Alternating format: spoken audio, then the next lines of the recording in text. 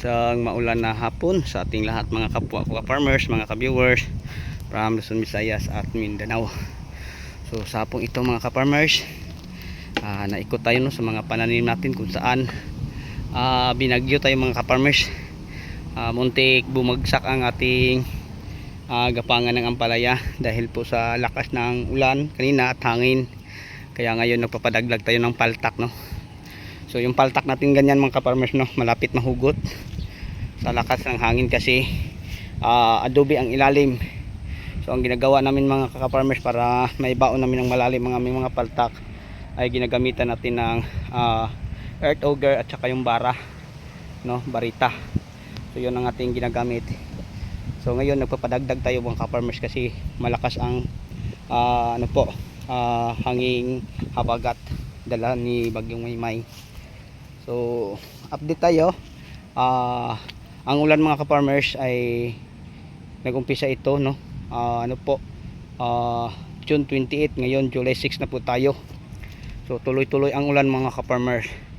Buti naman sa awan ng Diyos, hindi na ang ating mga pananim hindi na nabagsak dahil ito po yung mga poste na nakabaon, no. So hindi naman natin masabing matibay ito, pero mas matibay pa ito nun sa sa ginagamit nating black twine, yung 2-ply 3-ply, no, mas matibay ito. So yung ampalaya natin mga ka-farmers, nagumpisa na po itong may maraming mga bunga nating mga mapapansin, no, sa yung ganyan, no, napaka-kondisyon. So inulan tayo, no, mag 9 days na ngayon, naabutan na tayo ng bagyo. So sa nung nakaraang 28, 29, ulan lang siyang na normal hanggang nag-low pressure. Hanggang ngayon mga ka-farmers tuloy ang ulan. So ngayon mga ka-farmers na ulan din, ulan na naman. So hinto lang saglit, ulan na naman. So yun po mga ka-farmers, madaming tubig ang ating taniman. So yun pa ang mga tao natin nag pa ng paltak, no, daming tubig mga ka-farmers. Kala ko kanina bumigay na. So buti nga sa awan ng Diyos mga ka-farmers ay namin mga ka-farmers, nakita rin namin. Wala namang tie wire na naputol sa lakas po ng hangin. Pero nakakatakot mga ka-farmers kasi mabigat na po ito dahil pag ang hangin ay humahampas ng malakas dahil sa kapal ng dahon sa gilid at saka may mga bunga na sa gitna na ating mapapansin, mabigat na to siya mga ka-farmers. Kaya ngayon nakakatakot, no. Tingnan nyo, may mga bunga na sa gitna. So sobrang kapal na ito ang ating ampalaya sa gilid. So cover tayo ng kunti sa ulan. Yan. So parami na ang bunga sa gitna, nakakatuwa na mga ka-farmers. Sana ngay makapag-survive to sa Bagyong Maymay. So pansin natin, no, bugbog na ang ibang mga talbos. Pero okay pa yun mga ka-farmers, makaka-recover. Basta hindi lang ito madapa mga ka-farmers.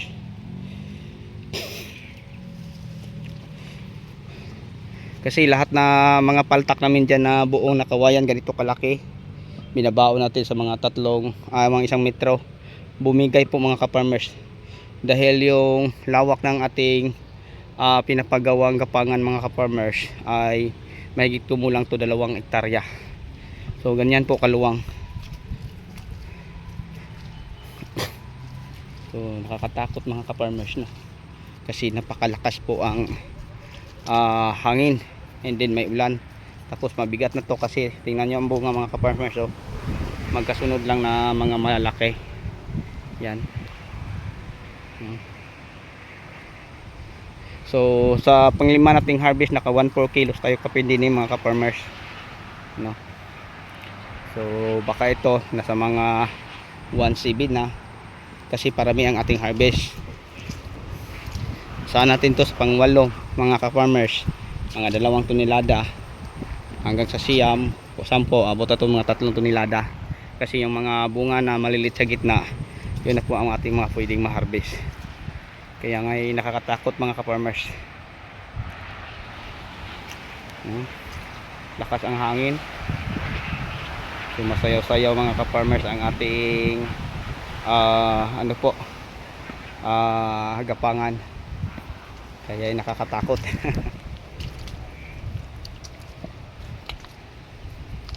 Yan. Kapaganda pa ang bunga mga ka-farmers.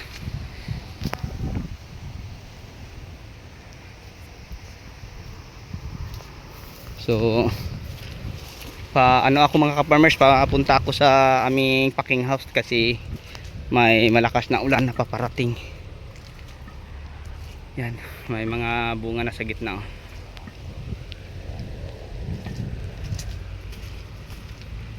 So yun mga tao natin mga ka-farmers, so nag-additional ng paltak kasi pag bumigay ito mga ka-farmers wala, no, kawawa, tapos na mga ka-farmers. Yan, cover tayo ng konti sa mga lumakas na. Cover muna tayo mga ka-farmers, yung mga tauhan natin oh.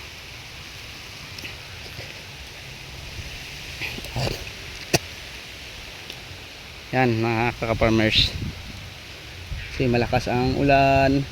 Yan oh, malakas ang ulan.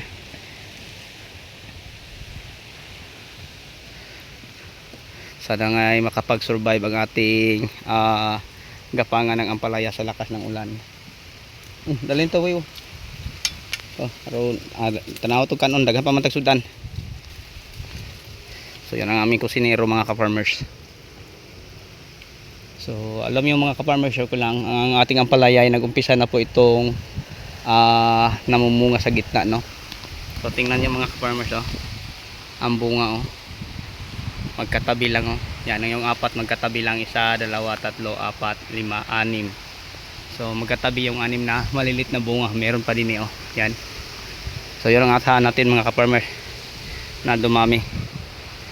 So malakas na po ang ulan, nakakatakot oh, may hangin, tingnan niyo mga ka-farmers oh. Malakas ang hangin.